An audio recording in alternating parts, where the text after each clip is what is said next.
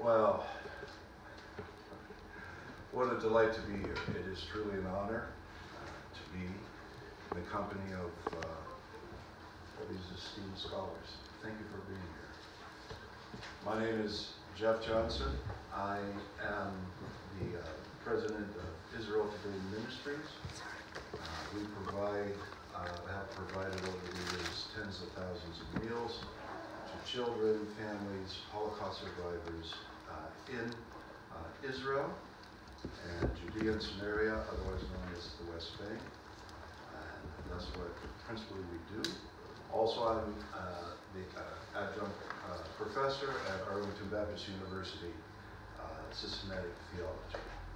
And my beloved wife is back there, and so I'm blessed today. So, today's talk is going to be on the fingerprint of God. And there are those who argue that Moses did not write the Torah.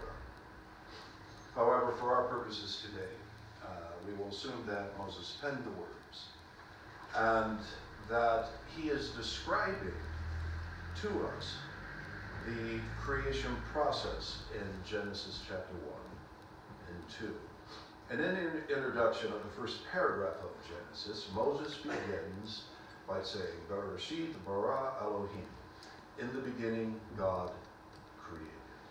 Now, Elohim means the sovereign architect, the judge who declares. The word created in Hebrew is bara. And it's something that only God can do, that is create or create something out of nothing. He spoke, let there be, yehi, is a cohortative form or mood expressing a desire, a wish, or a declaration. God said light, and there was light. God made the firmament, and there was firmament. God called the dry land earth, it became earth. God said, God made, God called, God created in the first paragraph, the second paragraph, third, fourth, and fifth paragraph. God said, and it was so. Vayehi ken, and it was yes. And Moses added that it was very good, or it was good, kitov. It was a first day, Yom Echad, a second day, a third day, a fourth day, a fifth day. Now, in the sixth paragraph of Genesis, there is a paradigm shift that takes place. Moses writes that God said, let us make man in our image, according to our likeness. The three words, let us make, naseh, is the Jessup form, or mood, expressing a command, which is different from let there be, yahi. The change tells us something, that something profound is about to happen. Now, God is deliberately doing something here. Something great is unfolding. Not only Moses writes, and it was so, or it was yes. He pens, and behold, it was very good. V'hinei tov mayo. He writes, the sixth day, Yom HaShishi. The definite article, the, is used in contrast to the other days, where it was a first day, a second day, a third day, a fourth day, a fifth day. Now it's the sixth day. The use of the plural pronoun, let us, opens the door for the plurality of the Godhead, and it is true with the word Elohim, which is plural. The rabbis teach that God was speaking to angels. However, the text never indicates angels were part of the conversation. If God had consulted the angels, it would have said so, as in the case of 1 Kings 22, where God consults with the heavenly court about doing something. In our image is one Hebrew word, and it refers to the original image or imitation. Thus, this same word is also used of idols. In the ancient Near East, the ruling king was often described as the image or the likeness of a god, which served to elevate the monarch above the ordinary mortals. In the Bible, in the scripture, this idea became democratized. Every human being is created in the image of God. Each bears the stamp of royalty. Thus, the description of mortals as in the image of God makes humankind the symbol of God's presence on the earth. This preamble, "Let us make man," indicates that man was created with great deliberation. That man was brought into being with the deepest involvement of divine providence and wisdom. Rashi, a revered Jewish sage, stated, "In our image," or in our mold, meaning that God had prepared the mold with which he would now shape man. And throughout the chapter, Rashi states, God brought all things into being with an utterance. But, he continues, he created man with his own hands. According to, or after our likeness, is one Hebrew word which means a model or copy. This also emphasizes the uniqueness of human beings. God created man in his own image. In the image of God, he created him, male and female, he created them. God created man, he created woman, he created them. The word created is bara. It's used 3 times here to emphasize that a high point was reached. A profound moment has happened. Now remember, bara is the word that only used of God and of a work that only God can do. And it's never used with anything that man does. Only something God can do. The prophet Isaiah declares, "Thus says God, the Lord, who created the heavens and stretched them out, who gives breath to people on it. I, the Lord, will hold your hand and will keep you." Now we see in this text that God has great concern and truly cares for people. Now if God created the stars also, in all of their glory and all of their magnificence, imagine the significance of human beings. David writes, "What is man, that you are mindful of him?" Psalm 8.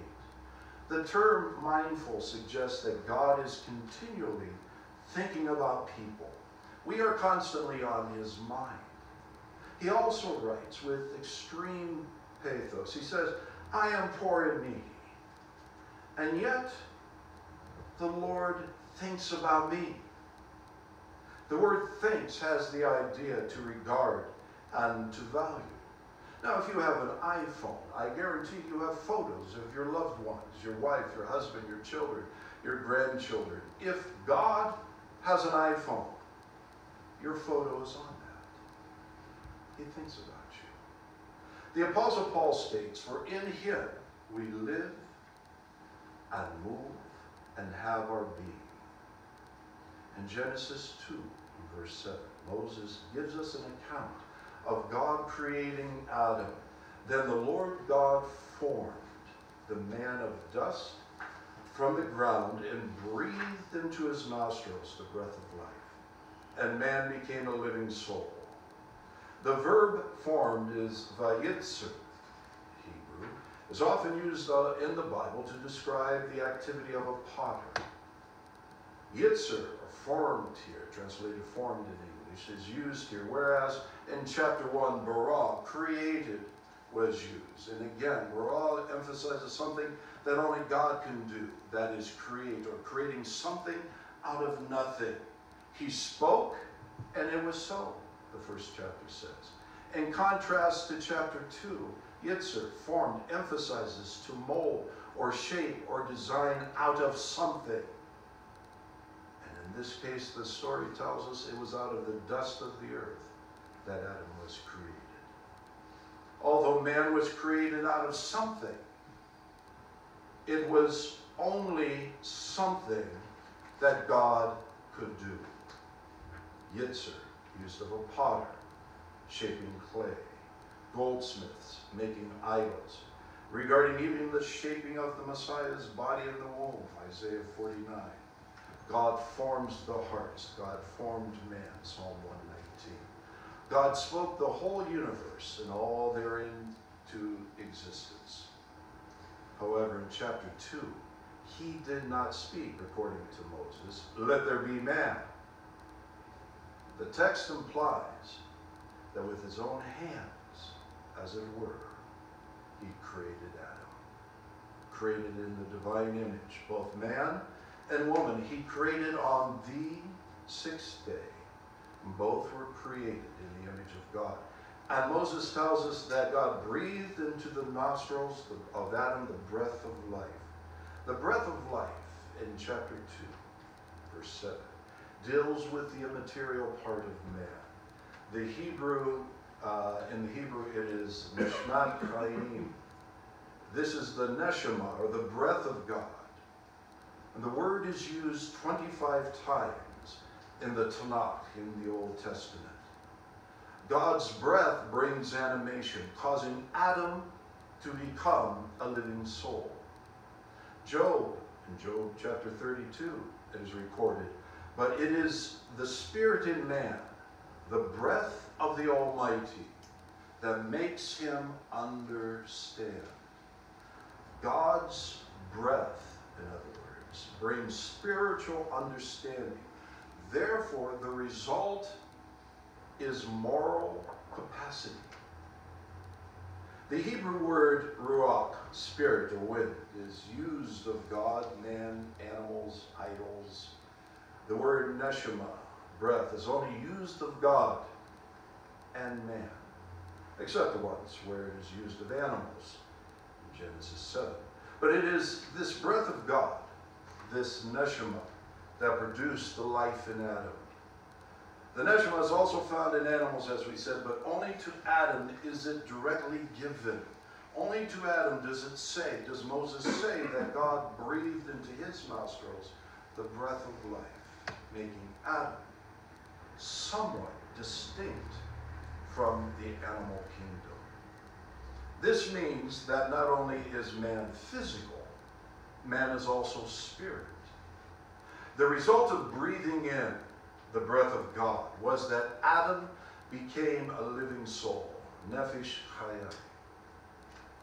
Therefore, human beings' uniqueness doesn't lie in the fact of the breath of life as such, because the same words are used for the animal kingdom.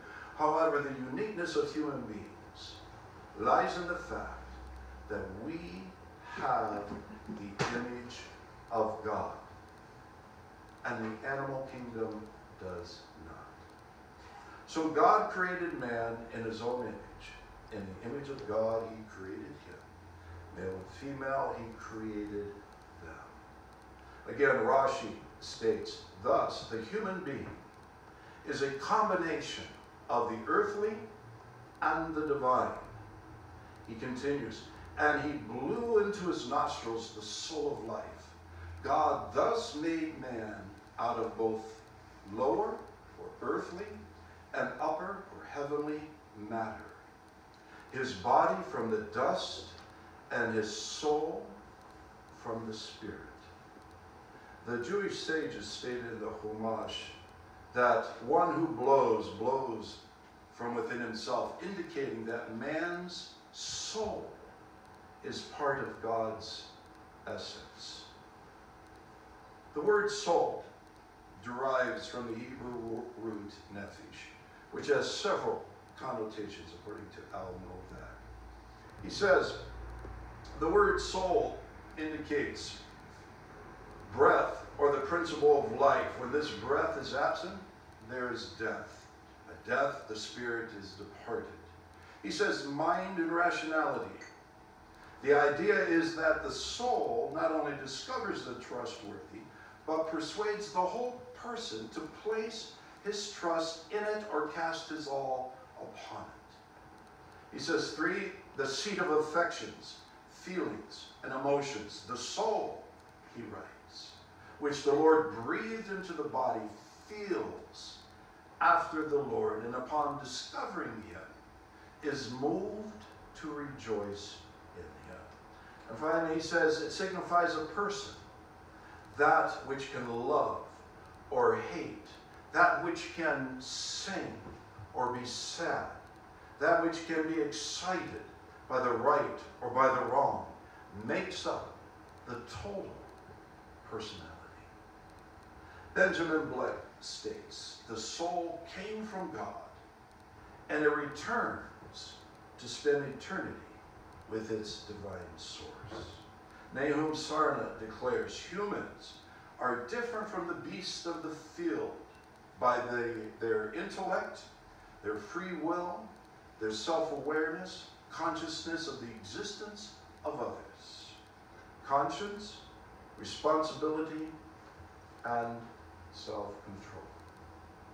I tell my students, and I tell you, you are here, this moment, this second, this minute, this hour, on this planet, in this solar system, in this universe, for a reason.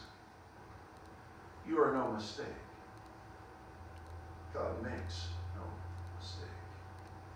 Being created in the image of God implies that human life is infinitely precious. David exclaimed, I am fearfully and wonderfully made. Psalm 139. Both man and woman were created on the 6th day, according to Moses, and both were created in the image of God. Thus, human beings are the fingerprint of God.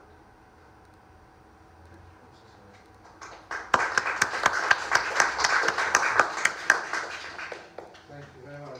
Were you here this morning when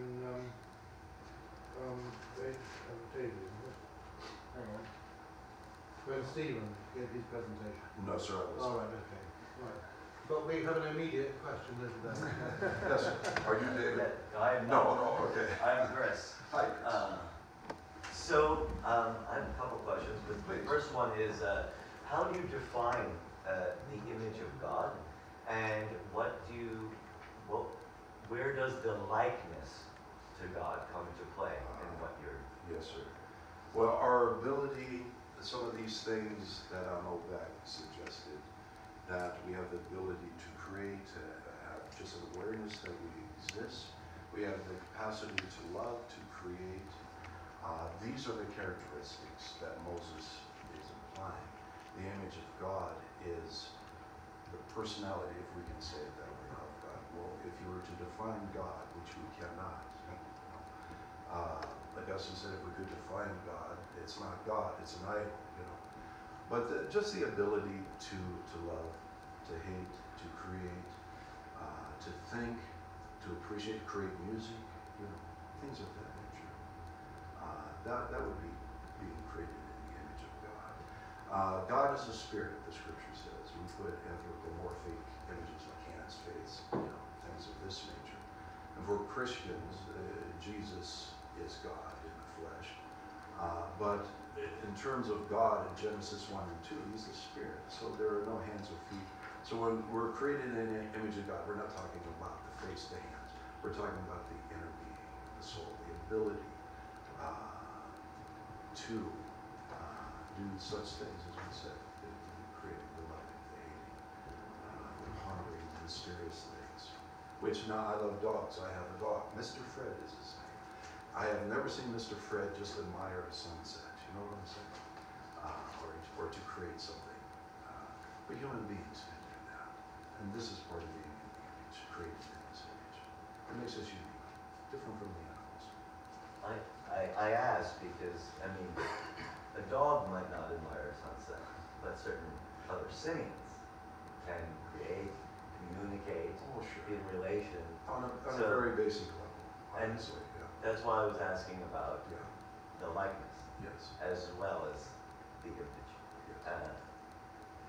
To what extent that, you know, some of the things you mentioned, I mean, yes, there's a seed of creativity there that might be lesser, but it's still there, right? I mean, Well, of course, when we read too, the nephesh, the soul, was also, there's one verse where it talks about in the animals as well. So there is but it's a limited creativity. I mean, we can embellish, oh, look, the ape took the stick, made the rock, and, did a thing. That is primitive, that is basic, and it is, you cannot compare that creativity to what you are capable of doing.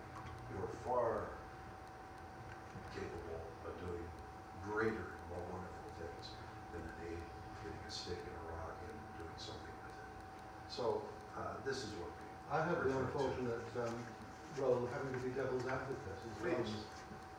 What would you say though to the people who say, well actually, what's happening is that humankind are creating God in the image of humankind, and that this is, that this is what this literature really reveals, that how else are we to think about it? You say we can't think about God, so we can only think in anthropomorphic terms. How do you respond to that? Well, that's a very good point. In terms of every culture has a nuance regarding God, and how they perceive God. And again, as you look at the writings of some of the early church fathers, I mentioned Augustine, and I am of the mindset that God is very mysterious, and when we reduce God into our image, or But just to come back, when you said what made the human distinct, that was a fairly reductionist statement, wasn't it? why would you say that? Because you were simply describing one or two aspects of what we know it is to be human. Oh, no, well, there are many things that define us as human beings. And the question was, what makes us different? Why are we in the image of God? Why are we created in this way? What does that mean? And we're not talking about anthropomorphic images here, icons, different things of that nature. We're talking about all the stuff that makes us human. The sorrow, the pain, the joy, the laughter, the ability to give, to receive. All these things define who we are as human beings. And this is part of being created in God. The ability to express mercy, kindness, joy, gentleness, things of this nature. Love, ultimately. It makes us quite unique. And in fact, what St. Paul does when he talks about the gifts of the Spirit, Well, absolutely. is in one, the critic might say, the Yes, devil's of course. advocate might say, well, they're just describing some of the finer virtues of human living, Yes. and saying, this is what God gives, this is God. Yeah, it's a beautiful thing. But we cannot define God and create a God in our image. No, what I'm They saying- have an idol. Yeah. You have an idol. One follow-up. Part of my question was define the image of God, but how would you speak to the likeness of God? And I don't want to take up too much time. I do realize Western Christianity doesn't make that distinction. You'll hear a little bit about that distinction tomorrow. I'm sure. But so I just wanted to clarify that. If you believe there's a distinction between the image of God and the likeness of God, and that's why I was also speaking about other living creatures. Sure. Well, every living creature, let's just go here, let's do this. Every living creature, every animal, trees, plants, everything has a thought that God had. And it's part of His creativity, God's creativity. And so in that sense, there's no likeness. He thought of this. This is why this creature is there. On a humorous, I don't know why he created snakes, you know, or worms, little wiggly things. But he thought of these things. He created these things. And in that context, there's a likeness because there was a thought, if you were. This is what Moses is implying here. He spoke it. He created. He said, "Let there be light." There was light. The sages say, "How did light know to be light?" It's because God said, "Light," and then it knew to be light. Unless you get into mysticism, you know, the Jewish mysticism. But that's where I would go with the likeness. Rosanna. Great question. Thank you. I have Yes, a ma'am. commentary. You know, I think that the point is not about the animal or human beings. This even you know, this Austrian neurologist and philosopher of religion, Gerhard Holderhammer, and he talked about that even not in every human being God can exist. So there is a structure of human subjectivity, and so that's why we have a place where God can occur. He wrote a special article about that. Der Ort an dem sich Gott ereignet, the place where God occurs. So we, as a human being, we have only places, empty places, like but God exists. So we even cannot tell that God exists. The evident thing that we can tell say that we have a place where God can appear or occur. So it's a special, it's very interesting, I think, idea. It can help to, to detailize some points concerning God. Because when we are talking about God, we are talking as a, reality, existing reality, which is objective, which is independent of ourselves and our existence. But if we look at that process, at that, reality or that question from another point of view, then we like Immanuel Kant said, we have nothing to tell about God, but we only can prepare ourselves. And that's a very sad conclusion he made. Yes, sad. From as Western Christianity, from a Christian's perspective, when I look at you, I see this image. Okay, I look at this. You are very unique, and like you said, infinitely precious. You're just not here. You're just not a lump of molecules, and cells, and have no significance. There is something very precious, and when you embrace this kind of idea and belief system, you look at life very differently and uniquely from someone like Kant who said, you can't find God anywhere. I mean, where is he? And that's hollow. That's sad. That creates great despair. And this idea, what Moses was writing, and according to the Jewish sages, the Christian sages, some of whom I referenced here, they embrace the idea that Moses was expressing something very wonderful and hopeful. In a world at his time when he was writing these words, there was a lot of despair, and you know the story. But for me, and that's subjective, I realize that, but the idea here is that this is very hopeful. I have a reason to get up in the morning. You have a reason to get up in the morning. You have a reason to be kind to your neighbor, and so on and so it's forth. religious perspective. The thing, what I'm talking about, it's philosophical Yes. perspective. Yes. And it will help people who don't believe in God, atheists, which is very sad to talk to them, Yes, So it's of rather, course. very sorrowful. Yeah, yes, And it is. sometimes such philosophical ideas can explain about God to atheists or to people who have very strong rational minds, like to to understand something about themselves, not about God, about themselves. So just Well, Jeff, yeah, thank you. thank you. I think, you know, this is obviously a big discussion that Yes, you've it is. provoked, and Yes, sir. thank you very much.